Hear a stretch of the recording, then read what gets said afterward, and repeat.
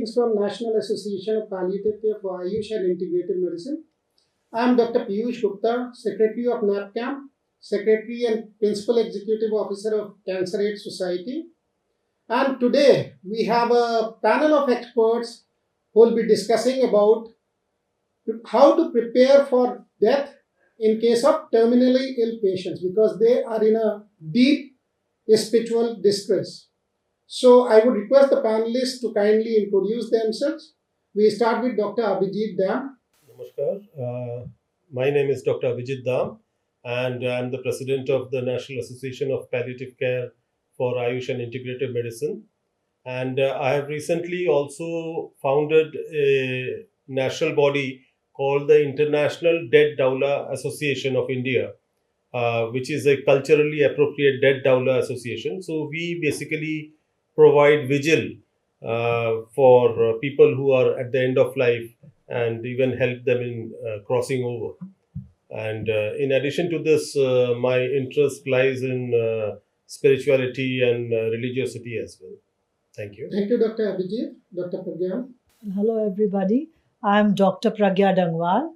By profession, I am a psychologist. I am also faculty with Amity University, Uttar Pradesh. Also the Assistant Vice President, UP Chapter of NAPCAM, and a research member with the Ethical Research Cell of Cancer Aid Society. I've been working for the past 25 years as a psychologist and dealing with a varied age group of patients. And recently my work, I'm focusing on palliative care and working with all these wonderful clinicians who are here and trying to make a difference and bringing about better well-being for patient and all those related with patients. Thank you, Dr. Pragya. And Mr. Rakesh Jaswal. I am Rakesh Jaswal and founder of Cosmic Consciousness Foundation. This foundation is for healing, and we are working on 5 bodies. And I'm also a secretary of Uttarakhand chapter of NAPCAM. Thank you, Mr. Rakesh.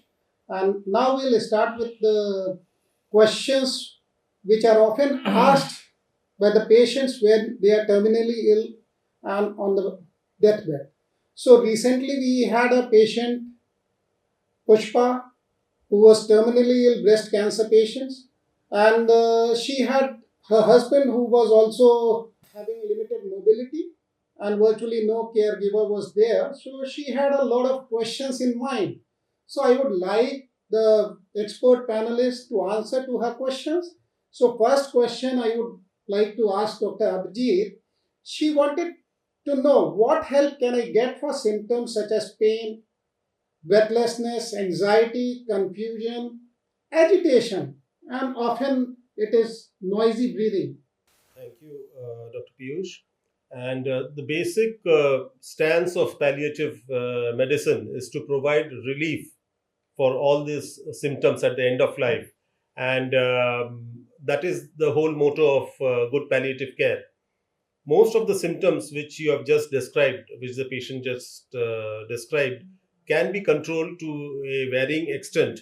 But what we need to understand is that what the others perceive of the symptoms and what the patient perceives of their symptoms would be 2 different things. Like, for example, if the patient is complaining of difficulty in breathing, she might be breathing normally, but still, in spite of appearing to be breathing normally, she might be having distress. So that is a perceived distress on part of the patient. So that is what we need to address rather than the perspective of the family members or other relatives who feel that the patient is having pain or distress, although the patient herself is not having any distress. So based on these distinctions, keeping these main distinctions in mind, we need to address various symptoms, and all these symptoms which you have said can be addressed very easily with at varying at varying levels of success depending on the patient and the patient's expectation and the patient's understanding of the disease process. So these are other factors, and whether the patient has associated spiritual distress or not. Because if these factors like spiritual distress or a religious pain is not addressed, then treating the physical symptoms becomes very difficult per se.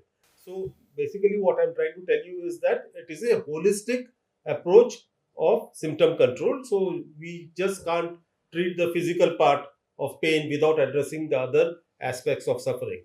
So we need to address suffering as a whole. But yes, we can definitely, palliative medicine is definitely geared up to provide relief from the symptoms, and that is definitely possible. So basically, we have come to a new term, that is spirituality, by Dr. Abhijit. So Rakesh ji, how to distinguish between the religion and spirituality? Because we know what religion is, but what is the spirituality? Actually, we are talking in context of dying patient.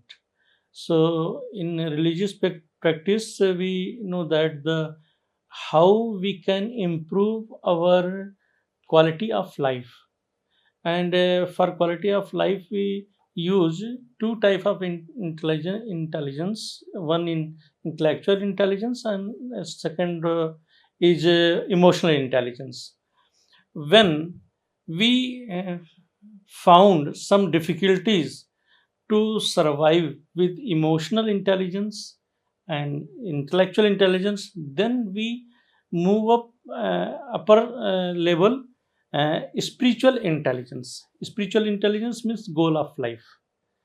And if we aware how we can improve our quality of life, and how we can achieve our goal of life, then we can say the huge improve our quality of life is purpose of religion, and purpose of spirituality is achieved to goal of life. Thank If you, Mr. Rakesh. Dr. Abhijit, would you like to add something?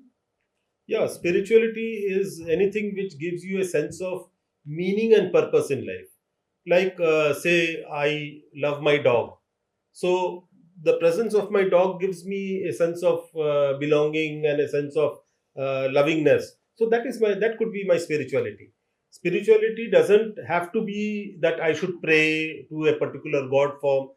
I may be an atheist, but I am definitely spiritual. Spiritual is our inbuilt software with which we are born. That is spirituality. Whereas religion is imposed on us after we are born. We are not born with any religion or name, but we are definitely born with a sense of spirituality which is sort of inbuilt. It can be expressed in different forms like compassion and empathy and so on and so forth. So whereas religion is a sort of man-made imposition, whereas spirituality is something which is inbuilt in us. It is our inbuilt software. It is within us. Thank you, Dr. Abhijit. And Dr. Pragyan, would you like to add anything? And apart from that, now he has talked about a dog which I love, basically.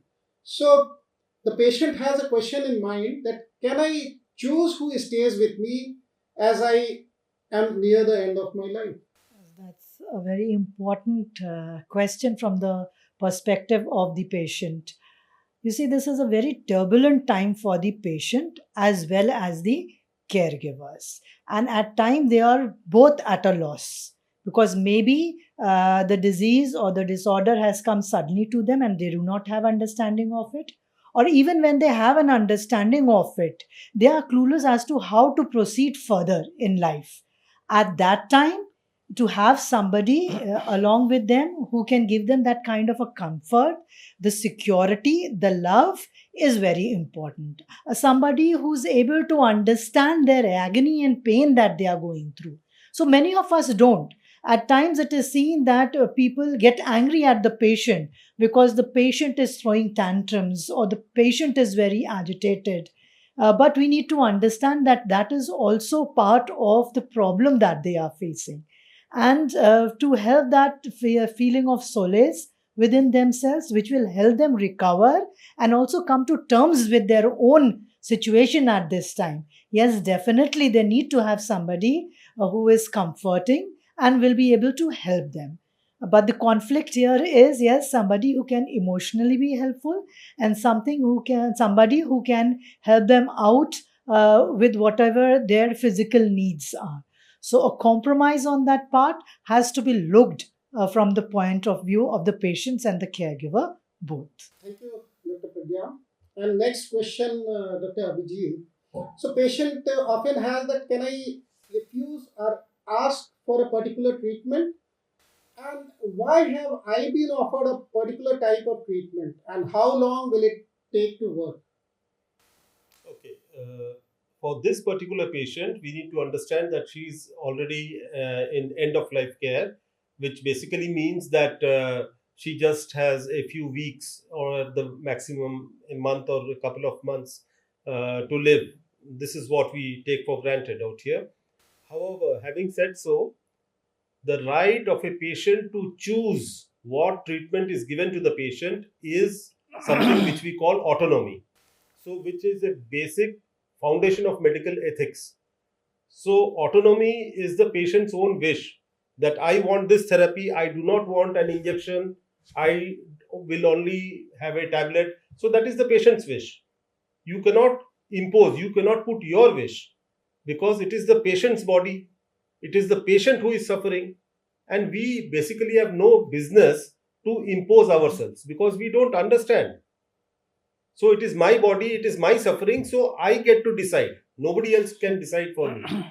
But the rider out here is that the patient has to be competent mentally. So mental competence is of great importance out here. If the patient is delirious or under the influence of various drugs or sedatives, or is demented or mentally incompetent in any other manner, then the decision of the surrogate decision maker should be taken for granted. Thank you, Dr. Abhijit. And Mr. Rakesh. Now, patient often has a question in mind. Why is this happening to me? Yes, when patient feel some trouble in life, then he feels some depression, and that time she can think how it can it is any my problem, any my karmas, any, oh, he relating more type of in dilemma. But he should see his present situation, and this problem is not uh, he should feel that this is the cause of any bad karma or anything.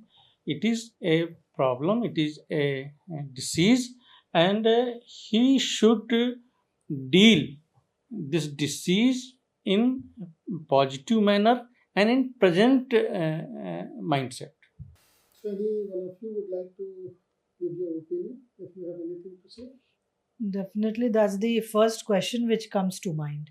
So, even if something happens to me, and especially something bad happens to me, the question always is there, why me? So, it is a natural question. There would be anger, there would be guilt, there would be sadness, it could lead to depression also. But then, acceptance is something one needs to work on, which can be done with the help of others, with the help of counselors, because in such cases, unless and until you don't have the acceptance and the reality has not set in, even you won't respond well to the treatment that is there being given to you.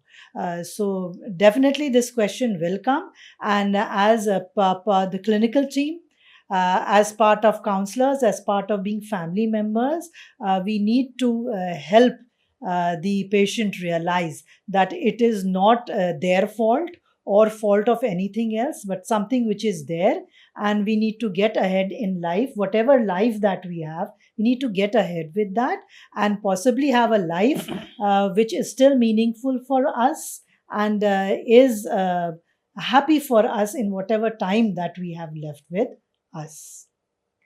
I guess that is.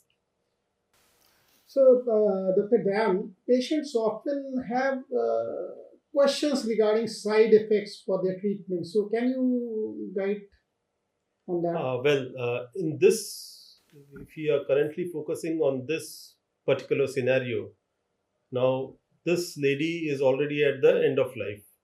So here, side effects, minor or long-term side effects, really would not matter.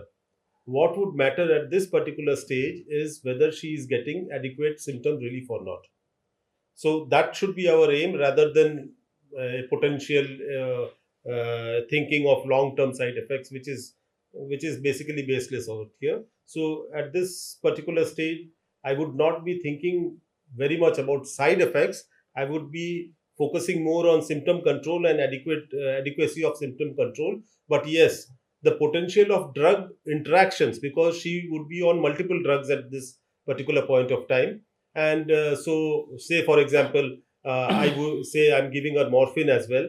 And if she is also on pregabalin at bedtime for neuropathic pain, then I should be aware that the effect of morphine could be potentiated by the addition of pregabalin. So those sort of things. So drug interactions would be more of an issue, or de-escalating the dose of drug. Suppose she goes into renal failure, then I have to cut down on the dose of morphine also. So these things should be more of a concern rather than thinking in terms of side effects of drugs. So, Mr. Rakesh, so often such terminally ill patients, they say that, is it punishment of my past sins? So how do you want to explain that? Just before I said that that type of patient feel this type of negative thinking because he is feeling some weak, and in weakness actually not feeling physically weak, he is mentally and emotionally also she feel weak. That type he realize also what was the cause, so I suffering this type of problem. So sometimes back of the mind he can think, but what is my suggestion, he should think about in present situation and how he can improve his present situation physically, mentally, and emotionally, and as well as spiritually also. So he will be feel some more comfort in his life and his health.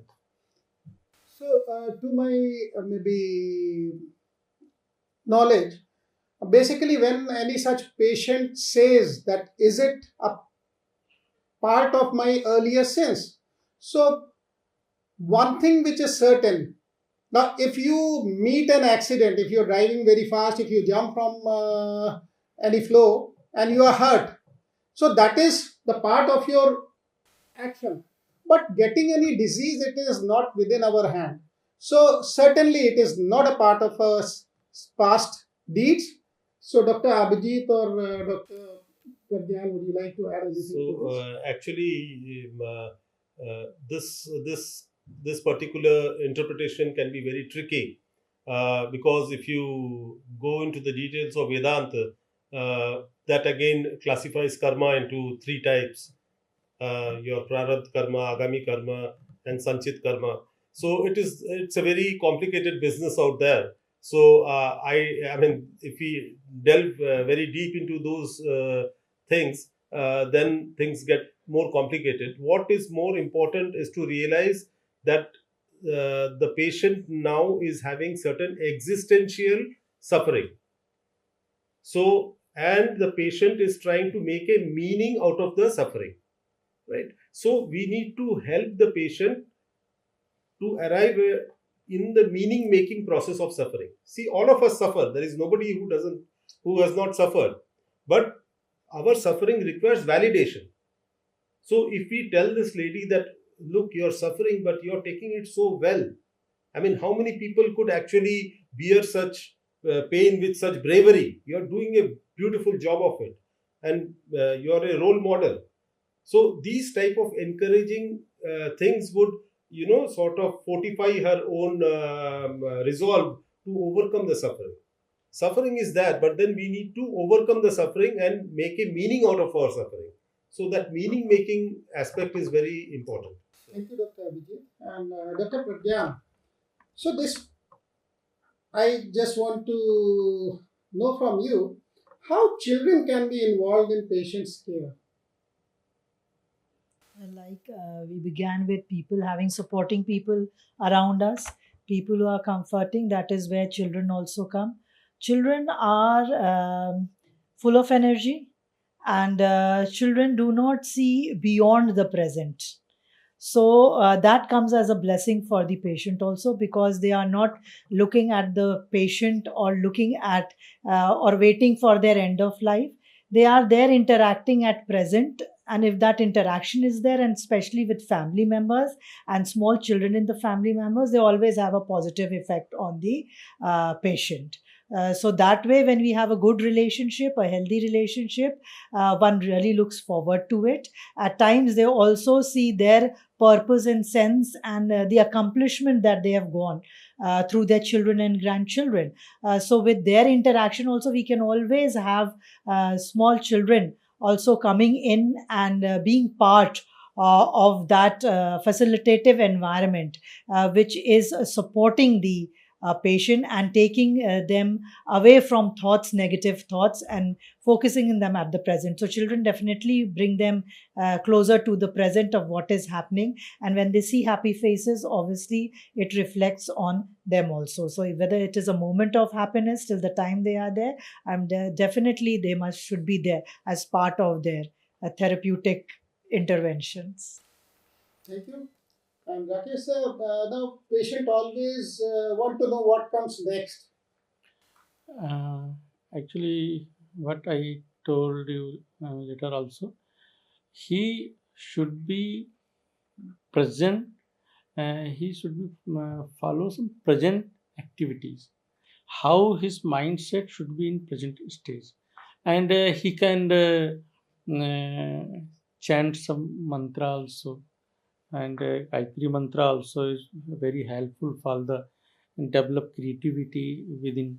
So to remove the negativity, he can follow some this Vedic mantra, Gayatri mantra, and Mahamrityunjay mantra also he can chant, and he will feel more energetic and more practical and more present in scenario.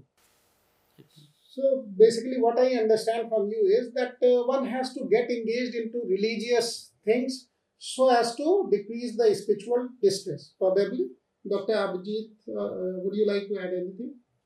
Yeah, religion, if the patient is religious, then definitely religion can, help to make a sense of meaning out of the suffering.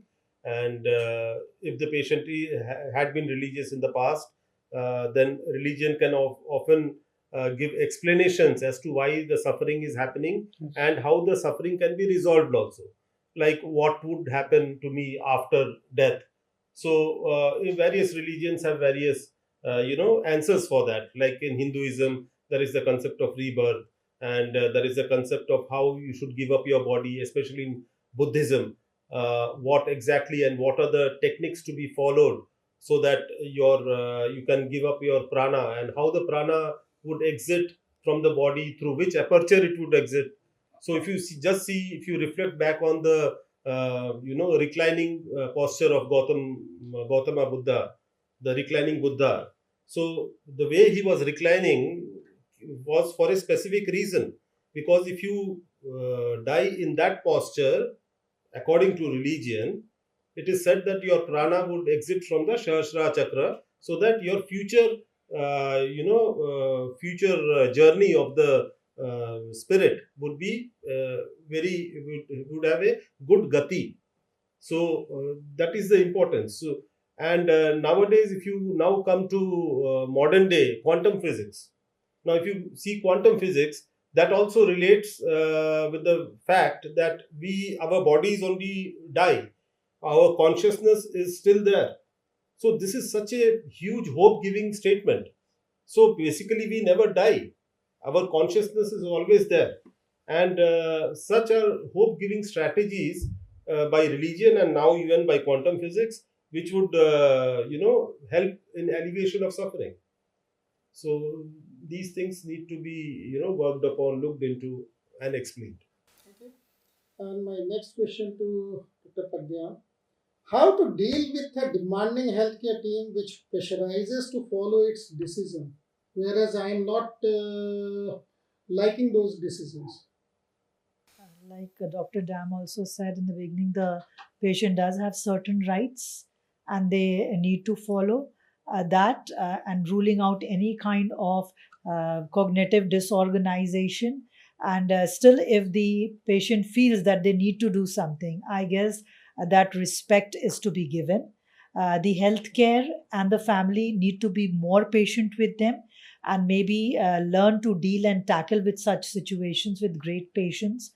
So if even if the immediate um, resolution is not there, yes, you approach that after a certain time, and with such kind of patients, even if that is not there, then I guess it is the right and of the patient, and it is the respect that is given to the patient in such a terminally ill and such end of life patients, that we must respect their views and values. That is the dignity that they carry with them. We need to give them the dignity of their right decision making, and the dignity that yes, you are loved no matter what, and you are not being forced upon, even when you are not in a position where you can do anything. Still, your thoughts, your feelings are being taken into consideration, and I guess that is very important for every patient, to feel that peace, to feel that solace and that love, which is often lacking because everybody is exhausted at this time. So, next question, Mr. Jaswal. The patient says that I have regrets, and should I confess? So, how do you suggest? Yes, it is a very good technique. If uh,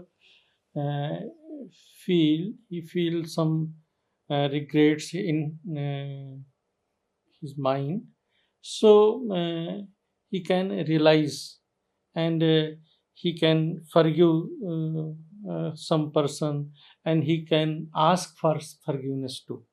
And it is a very good spiritual practice to remove the negative, all type of negative psychological energy from the patient. So this practice is a very good practice, and I suggest all the aspirant also, when we start any spiritual practice and chant mantra, then first you practice love, forgiveness, love, gratitude, then start this practice, then you will get the more result, because we know that the every higher energy comes higher potential to lower energy. If we feel some lower thoughts, we our energy will be go down. If we feel some higher thoughts, higher feelings, so we will get the some more energy from the higher. So this is the nature. Energy comes, current flows higher potential to lower potential. So in these time, it is a critical time, but it is this time is to prefer to connect the higher thought and emotions, and this confess is very helpful for this purpose. So, basically, we had a patient who was on the deathbed, and now he wanted to confess to his wife that he was having an extra marital affair. Now, what do you suggest? Yeah, I mean, if that particular thought is holding the patient back, because see, the criteria of a good death, what is a good death? So there could be so many criteria, like your criteria of a good death and my criteria of good death could differ. So, but if this particular thought is holding me back, or is laying very heavy on my soul, then I need to talk it out and I need to let go. holding back is something which is not very good, because once you share your sorrow goes down, right? So confessing these things on the deathbed is a way of forgiving your own self also. So I would personally feel that, yeah, this would actually help the person die a good death. So, Dr. Pragyan, again, like to continue this question. Now, if you are there with the patient and the patient says this, now my question is, when he is dying and if this is conveyed to the wife, so her entire life would be devastated. So, as a psychologist, what would you say? So, he is making this confession to you. So, would you like to carry it on to the wife, or would you like to absorb yourself and you'll say that, fine, I'll tell this to her? No, the counselor or the psychologist doesn't come in between. But yes, guilt does eat you, and that's the saying, and which is actually true. And the fact that the patient is wanting to confess or let out of the guilt is also very important. But yes, there are ways of doing that.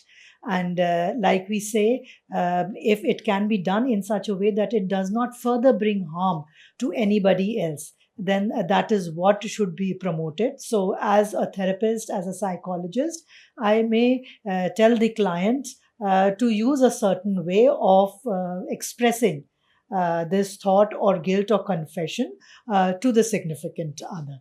So, there are ways in which it can be dealt with. Which is taken care of the part where the client wants to let out of something, and to the receiver also, who is able to take in that and is in a position to forgive without maybe actually knowing the exact detail, or then working out that on that also. So there are ways which can be, when the client is in consult with the counselor, I'm definitely sure that they will come about a way in which both the things can be dealt with, because that is also important. Thank you. It is like, I think, breaking an egg. Depends on how you break it. If you break it gently, you can make a nice omelette, Definitely. or you can just shatter the egg. So Thank you. So, Dr. Abhijit, so now this patient on medication was feeling very sleepy. So, what do you suggest? well, sleepiness could result from medications, but at the end of life, gradually a patient, when the different organ systems are gradually shutting down, organs are shutting down, the basal metabolic rate is gradually coming down, blood pressures are coming down. So the patient tends to feel very weak and sleepy also. So that's a very gentle way of dying. And if it is due to drugs and the patient actually wants to be more alert and conscious, then I would definitely look into it. But otherwise, feeling sleepy and gently dying very smoothly is a very sought after thing, I would say. So, Dr. Pragya, next question is for you. Is there someone I can talk to about my fears and anxiety? Definitely, as an expert, you have got counselors who are there. You have got counselors who specialize in such counseling, where you can give. If we look at it religiously, also, we had religious priests, pastors who are there. Who to whom we can talk to, elders in the family who can talk to, and ease ourselves. So all these people are there, people whom you can confide in, people whom you trust, and people whom you know would not take that information in the wrong end. So definitely you have got your psychologist who would be there to help you out. Thank you. Rakesh ji, now the patient wants to know that do I need to prepare for death? Yes, it is very very important thing that always we are practicing Atmabodh and Tattvabodh. Atmabodh means what is our purpose of the life and what we have done. So if we think this time, this feelings, ki what is our purpose of life, what we have done, and how we can we prepare to die a good manner, then it is very important he should contact, and he should gather his family, and he share some, um, we can say, some good or bad uh, stories from his life. Then he will feel some light, and all family will be uh, gathered there. Then he will feel some inner strength also. I saw some example.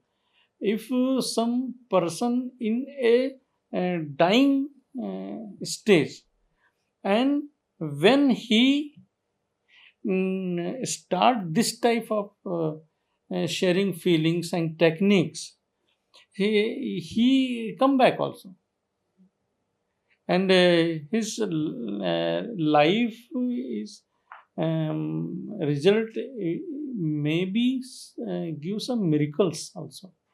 So it is very very important that he should share everything, good or bad thing, with her good ones and family friends, and then he feel better. Thank you. Dr. Abhijit, would you like to add anything?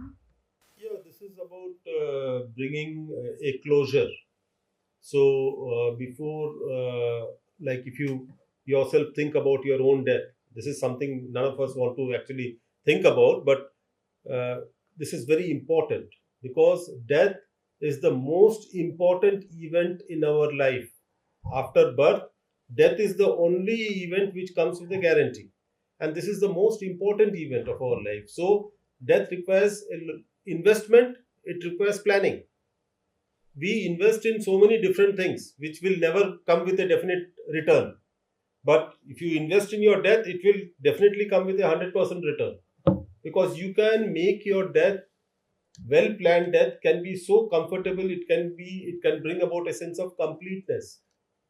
So that becomes so very important. And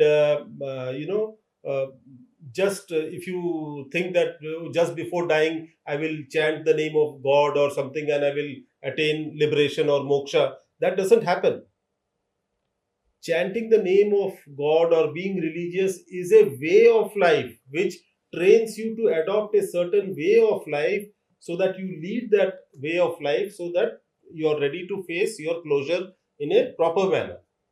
So it doesn't just come at the very end, it is a ongoing continual process. So which that is something which we all need to strive for, and that is a part of good death, planning for a good death. So this is the essence of all religions, to be good, to do good, so that you have a good ending also. Very true. In fact, there are many cultures in which preparing for your death is there.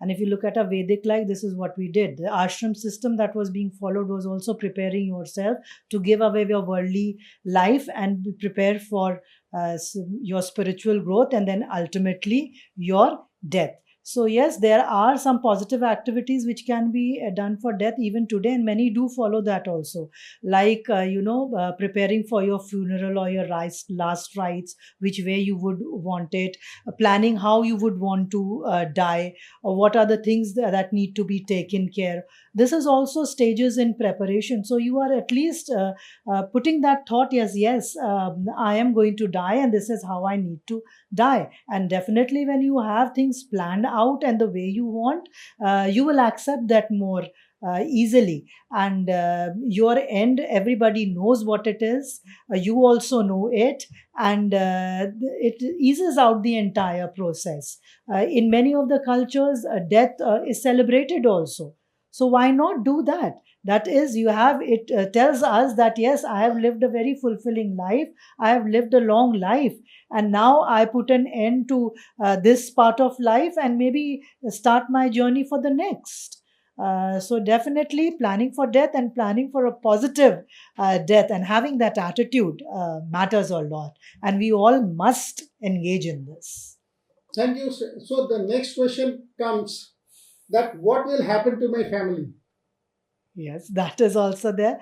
That is the question which is there, because if I am close to my family, if I have been very troubled about certain things, and if I have not planned, this question would deeply, deeply impact my well being and my treatment plans also. But at the end of the day, again, with the support of clinicians and counselors, one need to come to terms with that. Life is in our hands in the time we breathe.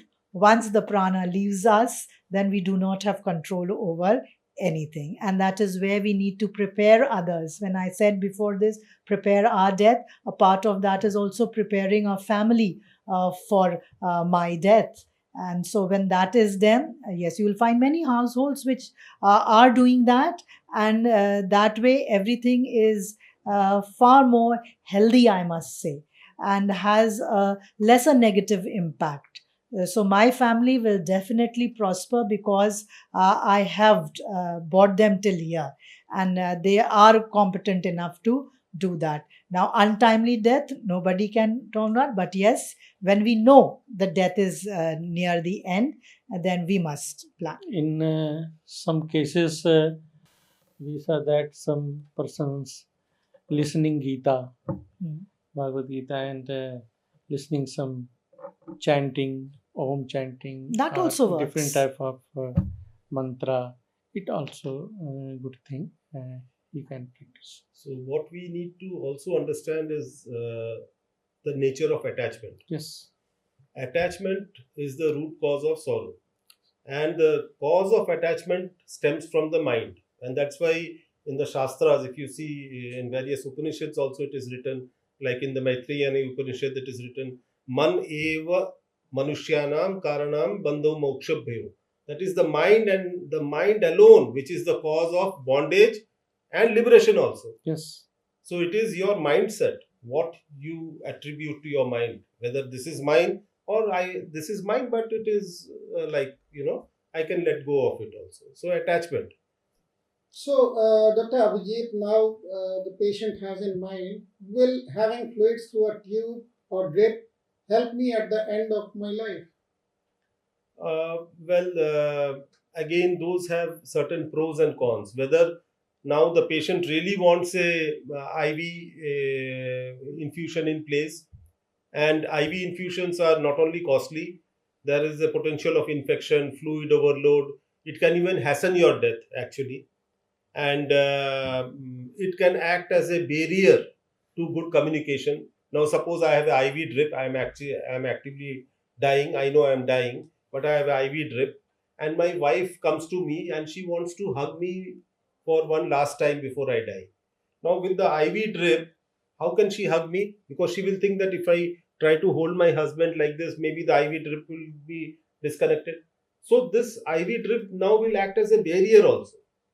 So we need to be aware of the pros and cons of everything. And when the patient questions is asking such things, then we need to explain it to them very gently that this will probably create more of a problem for you than of a help, and counsel them. But of course, the final decision will be of the patient. If the patient insists that I need this, then the principle of autonomy takes over. Thank you. So, then the next question, Dr. Pragyan. So, what will happen if I become too ill to make my own decisions? For example, I am in coma. Now, what do you suggest? Legally, there are certain rights which are passed on. All right. And then when I am not in that state to make decisions, it is the family which comes first, or whoever is given the authority. So they take care of that. And then that is also, as a psychologist, I'll say that is a reality that one has to face. And if we are too worried and anxious about it, then it is not going to help. A person, obviously, who has a very strong sense of control and is a very independent person, will have more difficulty coming to understanding with such a decision also, that I can't take a decision. But then these are the ways which life has to go on. And when others are there to take care of you, they take that decision. When there is nobody, then we say God is there to take care of us. Nicely said. So you want to emphasize on living wills to be executed by the patient, so that they demarcate that who is the person who is going to take decisions when he is not able to take that. Yes, for a person who is there in his sound mind, in his or her sound mind, is aware enough or educated enough in the sense that they know, yes, a living will definitely make things easier for them and others also. So the final question to all the panelists: what will happen as death approaches? Yes, it is very, very important questions, because it is true. Everybody, if our birth is true, our death is also true. So these type of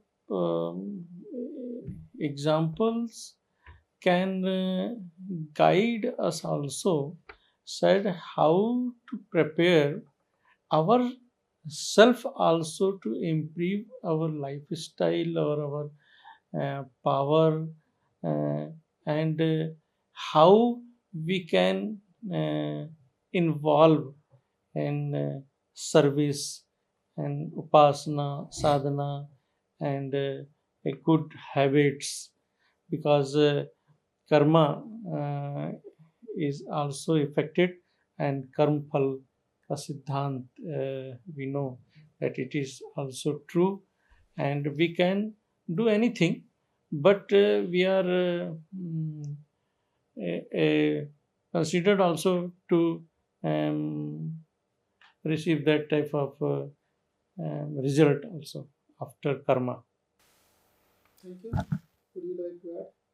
Yeah, now dying in a medical manner, most of the patients, as the organs gradually shut down, patients become gradually more and more drowsy, and they lose connection from the external world gradually, and medically speaking, they go into a state of coma. Gradually, they lose their consciousness. But actually, it is not so. They appear to be sleeping or they appear to be conscious, but their faculties, like especially the faculty of hearing, that persists for a very long time, almost till the point of death. So this is how most of the patients gradually, slip into a state of sleepiness and unconsciousness and gradually die. But there can be exceptions. There can be exceptions where you would suddenly have a heart attack, or you would have massive hemorrhage and die from a bleeding tumor, or you could have respiratory distress, ongoing respiratory distress resulting in hypoxic brain injury and die. So dying would be can follow many paths, but what is of essence is that suffering should not be there. So with good palliative care, we can definitely take care of the suffering by various drug therapies and by various suggestive means and so on and so forth. Although those suggestive means and all will not probably work in a hypoxic brain. So maybe drug therapy out here will help to quieten down most of the symptoms, and the patient can gradually slip down very gently. Thank you. Dr. Pragyan, so what do you suggest the patient to get rid of this fear of death? To start with, fear of death is very natural and it will crop up. Unless and until you are aware, you have a very stable mind, you have reached that level of personal and spiritual growth where you are welcoming death. Right. Apart from that, it will be troublesome for me. It always would be. But yes, a healthy life would lead to a healthy death. So we all need to prepare ourselves for a healthy life, so we have a healthy death. And once death is there, then there is nothing beyond. Like Dr. Jaiswal said, that yes, till the time you are here, you have to live that life. And once you reach your end, you have to let go. That is what Dr. Abhijit also agreed to. So we need to, whether it is spirituality, whether it is religious faith, whether it is your own conscience, we need to ultimately come to terms with it and let go. At some point, we have to let go. We do it when we are in our sensibilities. Otherwise, it just slips out of our hand as we slip into a coma. Thank you. So basically, one thing which Dr. Abhijit has very clearly told us, that although the patient may appear to be unconscious, but his hearing ability is really very active. So point to note is no negative talks. And let's say if the patient was fond of music, fond of any religious maybe discourse pertaining to his religion, so such things can be continued until the patient dies. So that's great. And students, since after this particular panel discussion, one thing which is very important to you is that you should be interacting with the patients and at least asking some of the questions which I am going to read to you, so that it will help you in planning and helping as a core member of palliative care team. So the questions which you need to ask the patient is there anyone that you don't want around? Then there may be another question, are there any particular music, prayers or things to have around you that you find to be comforting? Next question is, are there any types of treatment or care that you don't want to have in the final days of life? Another question, do you want to make a living will, which we already discussed, so that if you are in coma, so someone can take the decisions? Do you have any issues you would like to sort out with the family or friends before you die? Because that will help you in let go. Otherwise, you are catching hold of the things as Mr. Rakesh is specified. Are there any messages you would like to record or write to leave behind for your loved ones when you die? Because these will be the last memories for them. So do you have any religious or cultural practices you would like to be carried out before and after you die? And finally, have you made a will or updated your existing will because you are unsure what is going to come next? Thank you. Have a great day, and thank you for hearing all the panelists. Thank you.